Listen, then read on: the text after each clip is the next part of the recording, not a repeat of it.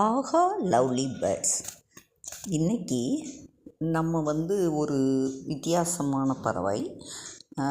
அது பார்க்குறதுக்கு இந்த வரி வரியாக இருக்கும், குட்டியாக தான் இருக்கும். கோழி இனத்தையோடு சேர்ந்தது தான். அதாவது காடை.